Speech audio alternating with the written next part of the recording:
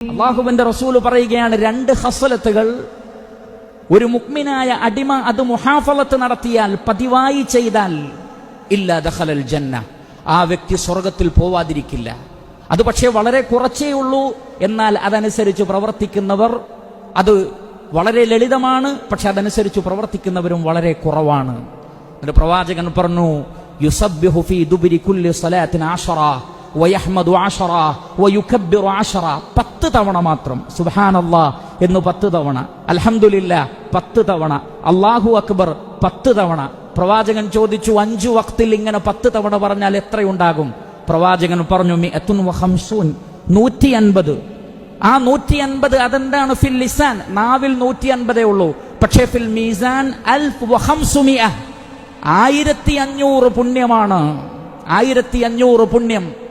ശേഷം പ്രവാചകൻ പറഞ്ഞു, ഉറങ്ങാൻ കിടക്കുമ്പോഴും നിങ്ങൾ സുബ്ഹാനല്ലാഹ്, അൽഹംദുലില്ലാഹ്, ലാ ഇലാഹ ഇല്ലല്ലാഹ്, സുബ്ഹാനല്ലാഹ്, അൽഹംദുലില്ലാഹ്, ഇത് രണ്ടും 33 തവണ, അല്ലാഹു അക്ബർ 34 തവണ. പ്രവാചകൻ പറഞ്ഞു, 100 തവണ നാവിൽ, എന്നാൽ മീസാനിൽ അത് 1000ആണ്.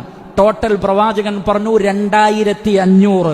എന്നിട്ട് അല്ലാഹുവിന്റെ റസൂൽ ചോദിക്കുകയാണ്, അയ്യുക്കും യഅമലു ഫീ കുല്ലി യൗമിൻ വലൈലത്തിൻ 2500 സയ്യിഅ. നിങ്ങളുടെ കൂട്ടത്തിൽ ഒരു ദിവസം 2500 പാപം ചെയ്യുന്ന ആരെങ്കിലും ഉണ്ടോ? ഇല്ല എന്നാണ് ഉത്തരം. 2500 പാപങ്ങൾ ഒരു ദിവസം ചെയ്യാൻ കഴിയുമോ? ഇല്ലെങ്കിൽ നിങ്ങളുടെ ജീവിതത്തിൽ വന്നു പോകുന്ന പാപങ്ങളൊക്കെ 10 തവണ ഇതേപോലെ ചൊല്ലുന്നതിലൂടെ, രാത്രി ഉറങ്ങാൻ കിടക്കുമ്പോൾ ചൊല്ലുന്നതിലൂടെ നിങ്ങൾക്ക് ആ നന്മകൾ നേടിയെടുക്കാൻ സാധിക്കും. സ്വഹാബത്ത് ചോദിച്ചു, അല്ലാഹുവിന്റെ റസൂലേ, നിങ്ങൾ പറഞ്ഞല്ലോ അത് വളരെ കുറച്ചേ ഉള്ളൂ, പക്ഷെ അത് പ്രവർത്തിക്കുന്നവർ കുറവാണെന്ന്, എന്താണ് കാരണം? പ്രവാചകൻ പറഞ്ഞു, യഅതി അഹദുകുമുശ് ശൈത്താൻ.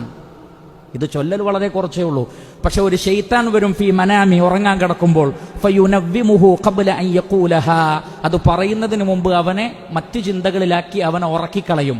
അല്ലെങ്കിൽ യഅതി ഫീ സ്വലാത്തി, നമസ്കാരത്തിലേക്ക് വരും, എന്നിട്ട് ഫയുദക്കിറുഹു ഹാജത്തൻ, ഒരാവശ്യം അവന്റെ മനസ്സിൽ ഓർമ്മപ്പെടുത്തും. അങ്ങനെ വയഖൂമു ഖബ്ല അൻ യഖൂലഹാ, അത് പറയുന്നതിന് മുമ്പ് എഴുന്നേറ്റ് പോകും. എഴുന്നേൽക്കുന്ന ആവേശം കണ്ടാൽ വിചാരിക്കും എന്തോ തീപിടിച്ച പണി എടുക്കാനുണ്ട് എന്ന്.